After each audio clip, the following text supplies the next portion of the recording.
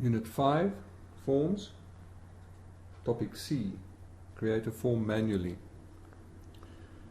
In the previous two topics we looked at creating a form using the AutoForm and the Form Wizard. This time around I'm going to show you how to create a form from scratch, which is not always the best way of doing it, but in some instances you want to impose your own design on a form right from the start. Again, we're working in the Northwind sample database, and I'm going to the Create ribbon, and this time around I'm going to start off with a blank form. When I click on blank form, one of two things could be on the screen. The field list on the right hand side might not automatically be on the screen, so the form could look like that. In which case, if you want to do anything useful to the form, you have to go and click on the Add Existing Fields button on the right hand side, which opens up a field list. Now if you don't do that, you can still use all of the controls available here, but the point about adding a field into a form is that a form can be completely static, which means that it has a lot of detail on it, but the detail is not linked to any underlying source. And the best way to create a form which links back to an underlying source table or source query is to start off by using existing fields. Now on the field list we see all the different tables, and we can now choose, by expanding a table, fields from different tables and populate the form from it.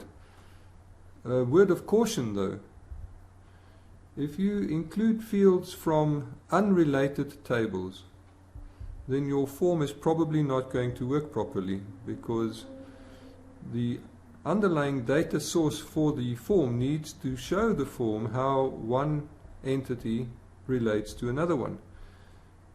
Now that is a more advanced design topic, so I'm going to focus on creating a blank form from a single underlying source. In this case, let's use the customers table, and there is a list of all of the fields available in that table. And to create a field that is linked to the form is quite simply dragging from the right hand side whatever field you want, for instance company, and dropping it somewhere on the form. And what now happens, because company is a field that is linked to an underlying data source, the control that you've created here consists in two parts. The left hand side is a label, and I can position, change, add grid lines, anchor the label to a particular part of the form, and do a lot of interesting things which we might do later on in a more advanced course. But for now I want you to understand that the label itself is the static part of the form and can be edited. So if you don't like the label, you can simply click inside of it and put something in there, anything you like.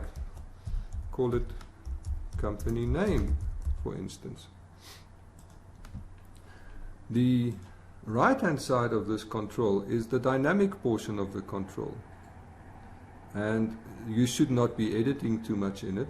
If you want to see its properties and you right click on it, you can go right to the bottom to the properties of this, and you'll see that the property sheet for something like a dynamic control, which in this case is a text box, consists of literally hundreds of different editable properties, from format to the data properties, event properties which allow the data to be manipulated based on what happens on the form, for instance clicking on it or clicking off it or navigating to it or from it or whatever the case might be. So there's a whole lot of different properties that can be set for a control, which I'm not going to go into now. I simply want you to know that a control such as a text box has a whole lot of properties which allow the way that it is displayed,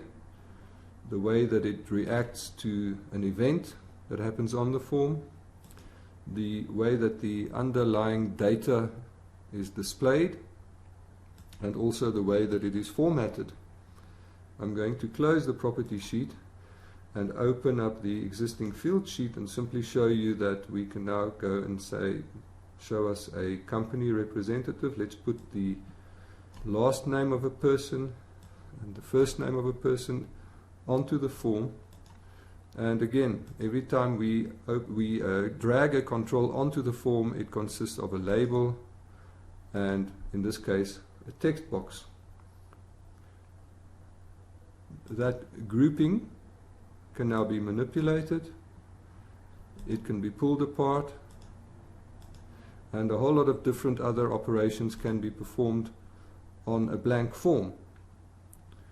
For now, however, my suggestion is that you don't use blank forms, but rather use the other two ways of creating a form, which would be either using an auto form or a form wizard.